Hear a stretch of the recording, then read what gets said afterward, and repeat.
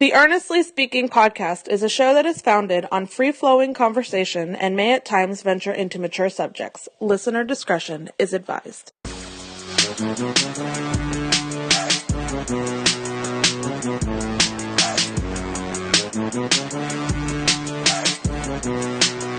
Welcome to this Earnestly Speaking podcast. I'm your host, Ernest E.J. Christian, coming to you on a very chilly Thursday afternoon here in South Florida. On the line with me, of course, old friend of the show. He's the editor-in-chief at theroundassociation.com, the Round Association podcast, as well as a writer at Pro Player Insiders, our good old friend. It's been about quite a while since we've been on the podcast. Our friend Danny Thompson with us. Danny, what's up? EJ, what's going on, man? You know, it's been a while. I mean, I'm glad to get the invite to come back. It's been a while. Yeah, I was looking through the feed. The last time you were on the show, I believe was the week or 3 days before the start of the free agency period last summer. Yep. If I'm not mistaken. And it's funny how time flies when you don't realize, oh, wait, I haven't had this guy on the show in a while. It happens. Trust me. I get the same thing all the time. It happens. Yeah. Well, I got a little beef with you real quick. First off, man, you know, I'm a big fan of your work, obviously. But the podcast, you were doing well the podcast last year, and then all of a sudden it slowed down a little bit. What's going on? Well, you know, business picked up. You know, taking on an NFL job, NFL writing job, shout out to ProPlayersInsiders.com. Yeah. I took on NFL work, and then at the same time, I was writing for Six Wire on USA Today, and you know, and a new job, and life changes real quickly. So I'm back in the podcast game. I actually recorded one this morning about James Harden, so that'll be up later on today, actually. Oh, on Association? Yep. By the way, you see that block last night by the kid at Minnesota? Hit on Okogie, you know what, though? He was known for that at Georgia Tech. He was a very good defender at Georgia Tech. It's that, you know, it was the ugliest 42 points that James Harden was scoring during the streak, but hey, he worked for every point of that last night. So credit to Josh for that great defense. Yeah, absolutely. All right. I gotta be honest with you. Like, it took me a while to really get entrenched in this NBA season. I'm here now. And it's sad to say that because, you know, look, I think some will still agree the Warriors will win the whole thing. I think at the end of the day, as long as they're healthy, as long as there's no infighting, the Warriors should three-peat this year. But there's so much great subplots this year in the NBA that it's one of the most entertaining seasons in quite a while, across the board. I guess the biggest story right now, and it can be argued it is or it isn't, is the drama in Los Angeles, the Lakers. And right now, they're right now, if the playoffs start today, they're not in. Luke Walton may not be fired. LeBron James is, you know, he's LeBron when he's on the court, but he's missed 17 games. The young kids, you know, there's still growing pains going on there. They were going to try to trade Anthony Davis last week. That didn't happen. Magic Johnson's comments. There's so much going to LA. What is your assessment on the Lakers drama right now? It's the best reality show on television. Absolutely. It's really what it is. It's literally VH1 without being VH1. It's like every day in Los Angeles, something is going on. I wrote about it earlier on this week on RoundTheAssociation.com. At this point, you know, everybody's to blame for Los Angeles' problems. Even LeBron James. You can blame Rich Paul. You can blame Magic Johnson. You can blame Luke Walton. And you can blame almost everybody who makes the decisions. You know, at this point, how can the Lakers survive when you alienated half the roster because you tried to trade him for Anthony Davis a week ago? You know, it's EJ. I don't want to say this, but it might be the LeBron effect. Maybe Kevin Durant was right. You know, if you go back to the history of LeBron James's career, what young player has he ever inherited that grew into be better than what he was? Because even if you consider Kyrie Irving that guy, Irving was really good before he got there. Yeah, he just was on a bad team. You know, he was on a bad team. I mean, the same thing with Kevin Love. He was just on a bad team. What young guy that team has drafted, LeBron has taken under his wing to become that guy? It's never happened. No, it's never happened. In fact, when he had the opportunity to do that with Andrew Wiggins back in 2014, when he went back to Cleveland, he traded him away for Kevin Love. They shipped him. I mean, even go back to Miami. Like, you're Miami. You know, you're a Heat guy. And, you know, when LeBron and Wade got there, or LeBron and Bosh got there, what happened to the youth movement? You know, what happened to the guys they were building around Wade, the younger guys? They were gone. So I knew this was going to come. I didn't think it was going to come this bad or to this extent. So it's just a mess. And I think Luke Walton will will be the ultimate benefactor to lose his job before this is all over with. But here's the question: is it fair for Luke Walton to lose his job based on the situation? Because I think he's done all considering everything. If you take the whole entire 3 years, and look, I understand.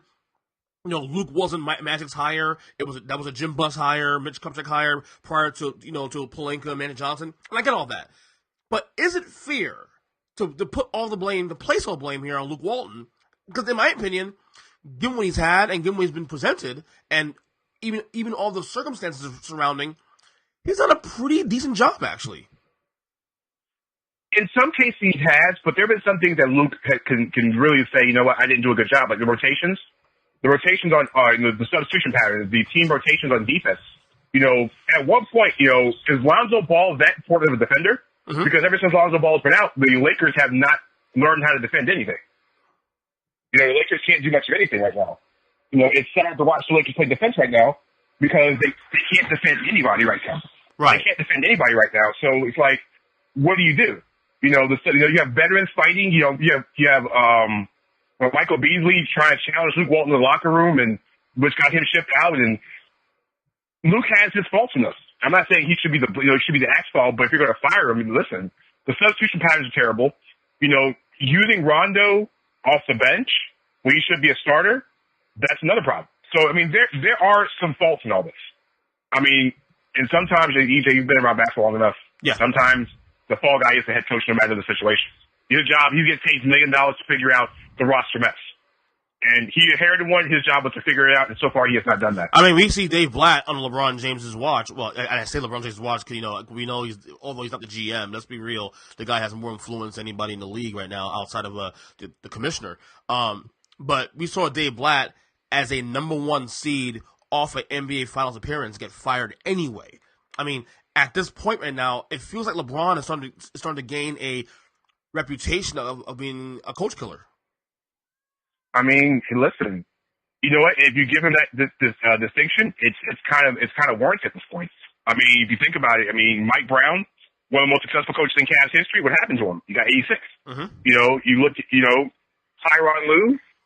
He ran Tyronn Lue to the ground to the point where he had to leave because of health concerns. Like you said, he got rid of David Blatt, and it's to the point where David Blatt hasn't had another job offer since. No, not at all. The only coach that survived is Eric Spoelstra. Because he had the backing of Pat Riley.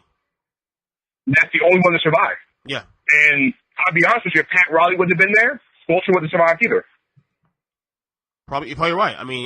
This is where a front office has to have some balls to tell the player to just do your job and we'll do ours, that kind of thing. I've never look. I understand LeBron's influence. It doesn't change my the idea of me being a fan of his or not. But I do think there's something to be said about him being a guy that might be hard to work with than you realize. And it takes a certain coach to deal with LeBron James because if you get rid of Luke Walton, what coach really wants to inherit that? No, I wouldn't want to. You might have 2 or 3 coaches out there that might take it, but LeBron, you have to have the strength of LeBron James. Otherwise, he's going to run you out the door too. Mm-hmm. Right. And here's the rough part with the Lakers too. Now, as we enter the All-Star break now, as we're recording, right now they're the 10th seed in the Western Conference. They are 3 back of the Clippers right now in the for the 8th seed in the Western Conference playoff race. So right now they're battling against the Clippers, the Kings, who are ascending also to themselves. I guess the Spurs also took community. Well, Spurs actually has a little more gap between them, but even Minnesota's in the mix now. And look. It is possible to say right now the Lakers may not make the playoffs this year, based on the teams around them and based on the Western Conference in general, and based on the drama going on in LA in general. Right now, I love the Kings right now. I really do love the Kings. They are a fun watch, man. The Harrison Barnes edition, once again, it's like I love the Harrison Barnes edition. People are like, well, that doesn't do anything. I'm like, well, what are you asking Harrison Barnes to do? And you're asking him to be a guy that gives you 18, 19 points a game and let Bogdanovich go back to being a gunner off the bench. I'm all for it. Right. And the way Marvin Bagley's played over the last, 3 weeks, he is going to be, I said in the beginning, in the pre-draft, that he was going to be a stud, and now he's peaking at the right time. We're not even mentioning De'Aaron Fox, who's arguably the fastest point guard in the NBA. You have Buddy Hield, who's coming into his own. and has become one of the better scorers in the NBA. And these are a bunch of young kids that are just having fun. Now, will they do damage in the playoffs? No. But if they get in the right series, they're going to give whoever they play in the first round a bunch of hell in the first round of the playoffs. Absolutely. All right, let's go to the other legendary team, that has drama of their own. That's the Boston Celtics, who are right now the 4th seed, tied for the 4th seed in the East. Now, to their credit, they're actually playing a lot better in the last couple of games. They're on the last 10 games. But it feels like right now the Celtics are kind of in a rut themselves. The Kyrie stuff, will he stay? Will he leave in free agency? Obviously trying to get Gordon Hayward back into the rotation to where he's comfortable. To me, I look at the Celtics. There's a lot of Chiefs, not enough Indians, and to me, I don't know. The Celtics. They were my pick to win the title this year. I won't get off that pick. There's still a lot of time left to turn the season around. They still got a playoffs going on after that, and their roster, based on name alone, you have to give some credence. But right now, in mid-February, Boston looks just as chaotic as LA. To be honest, the only difference is they have a much better record. A lot of circumstances seem chaotic, but to me, it's sometimes we say it's good to have young kids grow, but in this case, it kind of backfired. With Kyrie Irving being out the majority of the end part of the season, missing all the playoffs, and Gordon Hayward playing 5 minutes the entire season last year, it forced those young kids to grow up real quickly. Now, after getting literally you're one quarter away from the NBA Finals, and now you have to go back into subsidiary roles after playing starting roles because you have 2 All-Stars coming back in the lineup. It hasn't been an easy transition. Now, this is going to mark how great of a coach Brad Stevens is, because we've all given Brad Stevens, the next big coach thing. Basically the next big coach mantra, and he's deserved it. Now he has to earn it. The drama is with Kyrie's contract situation, and 1 minute to the next, you don't know what he's doing, and, Gordon Hayward doesn't look like Gordon Hayward. Jaylen Brown has regressed until the last month or so. Jason Tatum hasn't taken that leap forward. It's the only player that's been the constant rock has been out. Actually, Marcus Morris has been phenomenal. And outside of Morris has been Al Horford. Everybody else has been up and down, and Terry Rozier only plays really when Kyrie Irving is on the lineup. So there's a lot of too many Chiefs, not enough Indians, and somebody has to balance that locker room out. Otherwise, Brad Stevens, your pick might be in trouble, because I picked Boston in the finals as well too. So our picks are in trouble. I forgot the record. I believe it was 8-2. The Celtics right now are without Kyrie Irving in the lineup this year. It's a fairly, you can say it's a small sample, except it's actually a pretty big sample, versus the 50 plus games they played this year. It's a fairly decent sample to at least assess that does Kyrie's game take away from guys like Tatum, who progressed on the fly when he had to last year, with a team that was literally 1 win from the NBA Finals last year. Could I argue that Kyrie Irving may actually take away from this team more than help the team?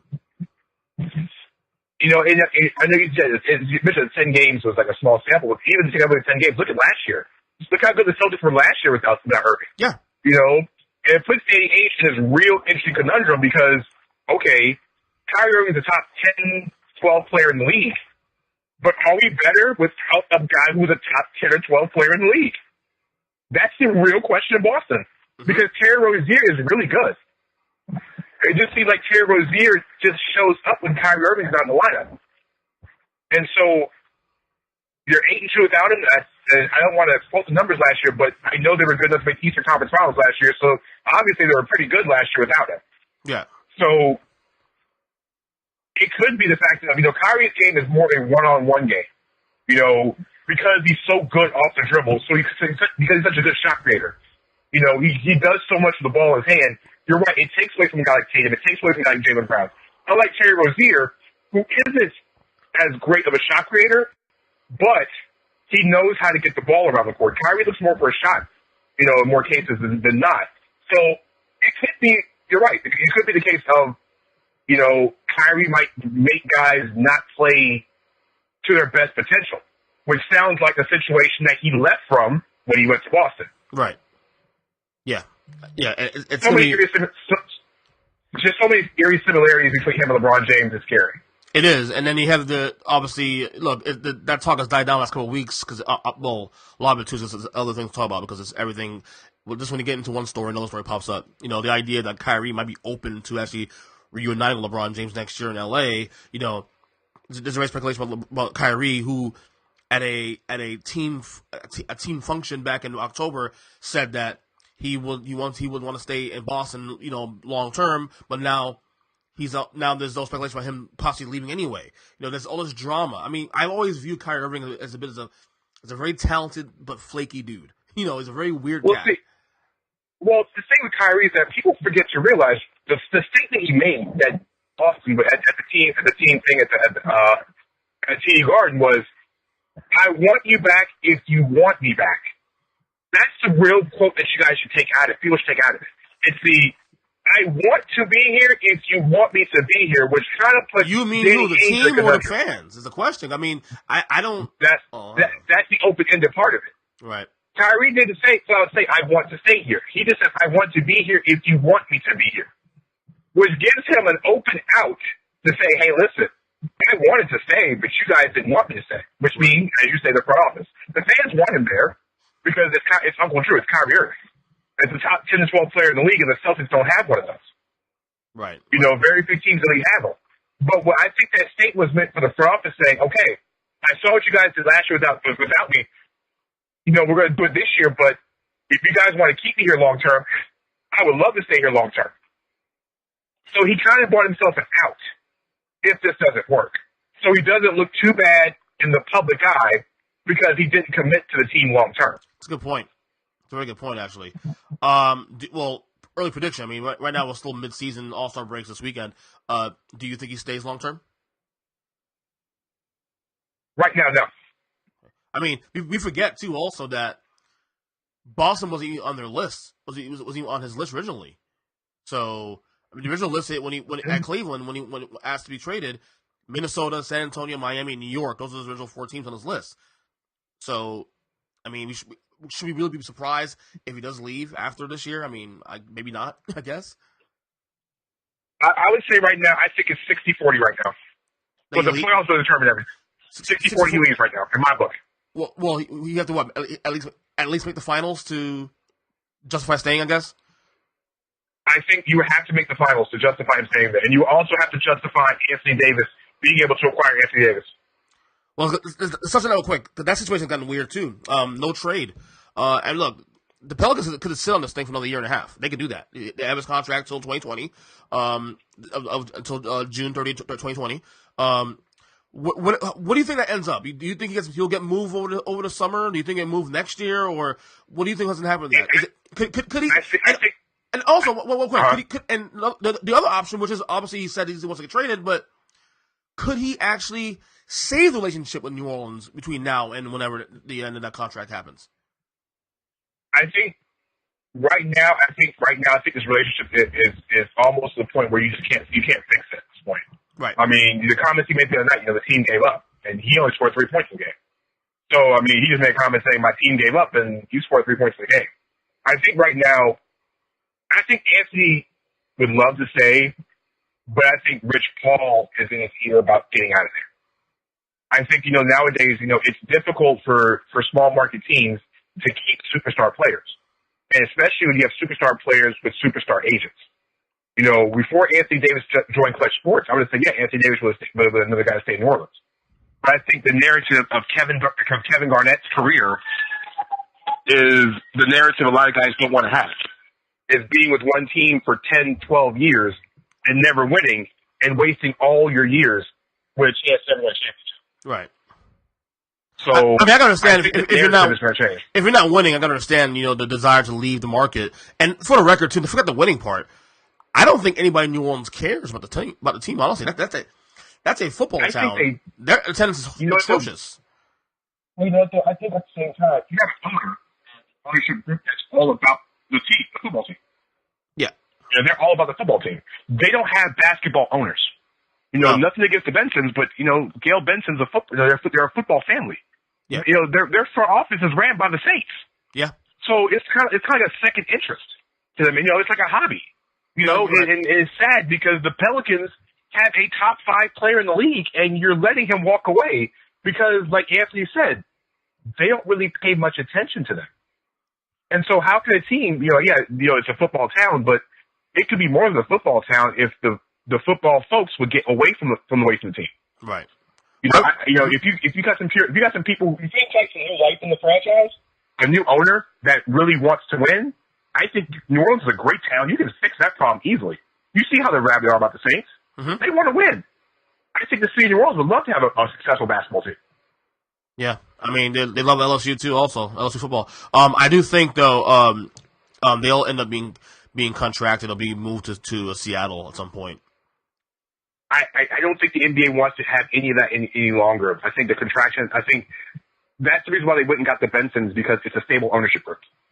It's not bleeding money. They have money, and so as long as you have money and nobody's bleeding, you're fine. Right. I think as long as the franchise isn't bleeding money, or the people running the group isn't bleeding money, I think the Bensons will be fine. Okay. It's going to take that ownership group.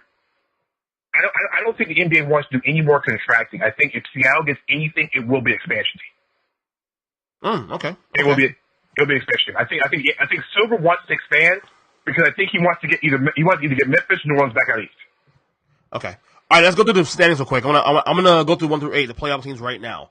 1 through 8 in order. Okay. Milwaukee 1, Toronto 2, Indiana impressive at 3. Losing Oladipo and still maintaining as is pretty impressive. I mean, we gotta give McMillan some credit there for coach of the year. Celtics at 4, Philly at 5, Brooklyn at 6. The Nets are playing some good basketball. Charlotte right now to 7 and 8. Tied for the 8 right now is Detroit, Miami. Does this stick? What changes? What do you think this order sticks, or what do you see happening between now and April? I think that Miami will get to 7 when Gordon Dragic get back. Yeah. I love Brooklyn at 6. I don't see Indiana finishing at 3. Right, me too. I think Indiana will finish right around 4 or 5, probably 5. I think Boston gets it together. I think Boston will finish at 2. Will finish at 3 because I think Milwaukee and Toronto are so far ahead right now. I'll take Boston at 3. I'll take Philly at 4, with Indiana at 5. Okay. I like Brooklyn going to stay stable at 6 because Brooklyn gets everybody back. Yeah, they got Karis LeVert back this week. They get Dinwiddie back at the end of the month, so they get all their guys back. They might have made the best moves in the East without making a move at the deadline. Because you got to think Karis LeVert was averaging 19 points a game before he got hurt. Correct. Yeah, that's correct. Well, and Dinwiddie's a monster off the bench. And you have Charlotte getting out of the 8, or do you think they'll maintain? I think Charlotte gets in the playoffs. I don't trust Detroit because even with Wayne Ellington on the perimeter, I just don't see the balance, and I can't trust any team with Reggie Jackson at point guard. Right. Okay, and let's go to the West now. Obviously, Golden State back in control at the 1 seed. You got Denver at 2, fun team to watch. OKC playing some great basketball at 3. They won 9 last 10 games in 4 in a row. You got Portland at 4, Houston at 5. Utah, after starting off slow, is now crept to the 6th seed. Got the Spurs at number 7, and the Clippers right now at 8. Does anything here change between now and the middle April, Danny? What do you see happening here? Sacramento jumps in at 8 over the Clippers. And that's it? I think I love the Portland move yesterday of getting Enes Kanter. Yes. I think getting Enes Kanter, even though I love Zach Collins' game, but getting Enes Kanter fixes a lot of problems, especially scoring off the bench. Mm-hmm. And I think he'll maintain them. Denver's going to stay where they are. I really don't think too many, because everybody in the West is so good. You don't think OKC catches up with Denver? No. Mm-hmm. You have 2 superstars, but the problem is Denver is so good. And hey, I think Isaiah Thomas back. Yeah, that's right. And he came back last night, and listen, the 16 minutes he played last night, 8 points, and all they're asking him to do is score the basketball. That's all you're asking him to do. That's a very good point. You're not asking for. See, to me, I don't think Denver's asking for Boston Isaiah Thomas. I think they're asking for Sacramento Isaiah Thomas. Right. And that's completely different. And they're fun to watch too. Denver's fun to watch. Of course, some great basketball to watch there. Yeah, I mean, anytime you have a team like that, it's always fun to watch. But yeah, I think when you're asking for Isaiah Thomas just to be a guy just to get buckets, that's all you ask him to do. You do it all day long. So the only swap here, really, other than in terms of like the position in the top of the West, is the Clippers and the Kings swapping for the 8. Yeah, I think the Kings get in by 1 game. They're fun to watch. That is a fun team. That is a very fun team to watch. And young, and De'Aaron Fox is amazing to watch, and just the pieces around them. They are definitely on the way up, man. Whether or not they sustain, we'll see going forward. Hey, MVP race. What is your top 3? Who do you got right now through the break? Who's your MVP right now in order? James Harden 1. I have Giannis 2, and I have Paul George at 3. I want to say Harden 1 also too. The problem is, like, Milwaukee team-wise has been so good this year that I feel like even as Harden's playing well individually, we can't. I can't ignore Milwaukee being the number 1 seed now in the Eastern Conference, and they actually really good competitive Eastern Conference. The only thing I have with that is when you look at what Harden's doing, is look how many games those guys have been missing. Look how many games Chris Paul's missed. Look how many games Eric Gordon's missed. Capella's been out, and they're still a 5 seed in the West. When they're going off the scrap heap to find guys. They're using G League guys. They're using anybody, everybody to find themselves to play. I mean, EJ, if they get any more hurt, they're gonna be calling me and you to play. That's with true. James Harden. And he's scoring 37.4 points a game is the highest scoring average since Jordan, 87? Yeah. 88? Mm-hmm. It gets no better than that. So no, right. With numbers like that, mm-hmm. Numbers like that and winning in the Western Conference, I think that supersedes anything in the East. Yeah, I'm with you. I guess you're right. Overall, he had to carry a load. And remember, they started slow too. They were on the bottom of the West for a little while, and then he had to go Super Saiyan James Harden to get this team out of the doldrums, and now they're in the top 5 seeds in the East, in the Western Conference. So I guess there's something to say to that. But God, I mean, Milwaukee. I mean, all they need was a coach change. All they need was Budenholzer. And it's funny. I'm not surprised. I said on this show back in October when I did my predictions that they would be a top 3 seed in the East this year. People thought it was crazy saying that, and they actually outkicked my prediction on that right now, at least so far. Yeah, I mean, I had the Bucks in the top 4 in the East, and I knew that they were going to be good. I think Chris Middleton changing his game turning it to a different level. And listen, what they've done with Brook Lopez has been phenomenal. Mm-hmm. Lopez has turned into a guy, he's a knockdown shooter. This is Brook Lopez. He's now he leads the Bucks in 3-pointers attempted per game, and almost 6. And he's hitting over 2.5, almost 2.5 a game. Mm-hmm. He's hitting almost 40% from the 3-point line. And you have him stretching the floor. Now they got Mirotic, another guy that's going to stretch the floor. Giannis, like you said, is everywhere, anywhere, everywhere, and anything he has to be done. So, yeah, I love everything they're doing. But like I said, at the end of the day right now, it's just Harden's what he's doing. It's like he finds something new to do every year. It's something about his game that changes every year, and this is another evolution of his game. So, I like Harden a little bit more than Giannis. Like I said, Paul George is closing on both of them. Right. Last thing as you go, because I know you gotta run. The Knicks trading Porzingis last week.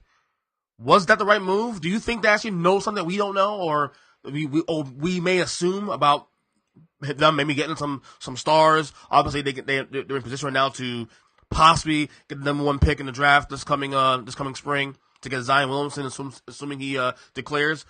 Do you think the Knicks know something we don't know? Yeah, it's called we have the number 1 overall pick. Listen, Knicks lost 17 straight games in a row. They are playing to lose every game now. They're going to be competitive enough to lose every game. Yes, they know something we know, because you have $75 million in cap space real quickly. You can walk to Kevin Durant right now and say, what player do you want to play with? Huh. You tell me, you have 2 max deals. You can go to Kevin Durant and say, okay, we have the number 1 overall pick. Mm-hmm. Now, do you want us to keep the pick, trade the pick, and we have an additional max cap space? What do you want to do with it? Sure, good point. I mean, unlike the 2000 year when they had LeBron James in their sights, mm-hmm. They couldn't walk up to a second max level player and say, let's do it. Not without shedding salary. Not without somebody sacrificing. The Knicks don't have to ask a second free agent to sacrifice. And you bring in Zion Williamson or RJ Barrett if you want to. Am I wrong for thinking that even though as bad as they are this year on the court, that they feel stable? Like the Knicks feel like there's a direction. Like they feel like, I don't know, they're making smart moves. Like obviously you get rid of Porzingis. Oh, it's a bad move. Not necessarily. I mean, this is a 7'3" guy that may not stay healthy the rest of his career. He doesn't want to be there, so just get rid of the problem. And with the pick, possible number 1 pick coming up in the draft, you have cap room. I feel like this Knicks team, despite being bad, that they feel stable and they're making smart decisions, at least on the onset. That's just my optics on the whole thing. And also at the same time, you have a coach that people want to play for. People want to play for David Fizdale. Yes, he's a player's coach, well respected. People want to play for him, and guess what? Like I say, if you're Kevin Durant with a $37 million year contract, you say, listen, we can go get any player you want. If you want Kyrie Irving, we can go get him. You want Kawhi Leonard, we can go get him. All you have to do is just go get a second free agent that you want to come to New York, and we can make it happen. That's powerful. That's extremely powerful, especially in a day and age where now guys want to play together. Yeah, it's not the '80s, EJ, where we grew up, '80s and '90s, where guys just are trying to beat each other. No, guys want to play together. Right. Hey, pick me. That's where we're at now in the NBA. So the pick me phase everything. So you think Durant leaves Golden State at the end of the year, regardless of the results? I think he leaves. So the question is, where is he going? I think we're down. I think really, realistically, if he leaves, it's only really 2 teams that he's going to go to. There's only 2. Is New York one of the two? two? They're both both teams in New York. I think Knicks and Nets are both in the Kevin Durant. So you think Durant wants to go east? I think Kevin. No, the one thing about Kevin Durant. Yeah, Kevin talks a big game. Yes, Kevin is trolling people left and right. But Kevin cares about his legacy, just like LeBron did. His legacy means a lot to him. And we all know, like LeBron, his legacy was damaged when he went to Oakland. He got the rings. It's the same way with LeBron in Miami. People say, oh, he went to Miami to go team up with Wade and Bosh. Yeah. And he had to go to Cleveland to get that ring in Cleveland to solidify himself. Durant went to Oakland with Curry and those guys and won about to be a 3rd championship in 4 years. And guess what? At this point, what does Kevin have left to accomplish in Oakland? Now it's just trying to rebuild that image. The Kevin Durant that you saw him at Thunderstruck. The Kevin Durant that people love. I think you go back out east, and if you help a franchise that doesn't win something, a.k.a. Knicks, a.k.a. Brooklyn, who's been starving to win something, to take away the spotlight from the Knicks, I think you change the complexity of everything. Just think about it. You're a Giants fan, right? Look what the Super Bowl did for Eli Manning. Yeah. It pretty much makes him a shoo-in for the Hall of Fame regardless of his career. What's that saying? It's for the Hall of Fame. If you take away Eli's 2 Super Bowls, what has Eli Manning accomplished in the NFL? He's just an average quarterback. But because he won a championship in New York, what does it make him? It propels him. Yeah, absolutely. That I think the backdrop definitely helps his case. And it's funny. I said on this podcast back in October that Kevin Durant winning a title for the Knicks will be much bigger than LeBron winning it for the Lakers. So that would be the move to make, in my opinion. Easy, because the Lakers aren't starving for a championship.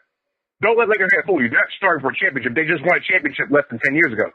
There are Knicks fans who have not seen a championship in their lifetime. Nope.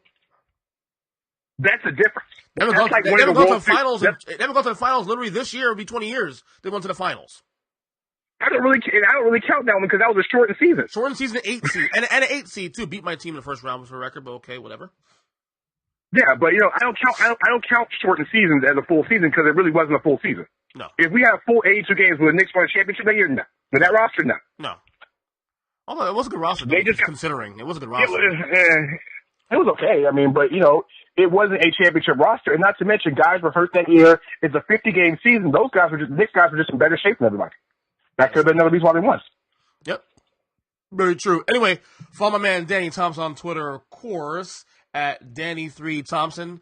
All his great work. Of course, as I said, he's the editor-in-chief at RoundAssociation.com. He has dropping the podcast today, he said, talking about what?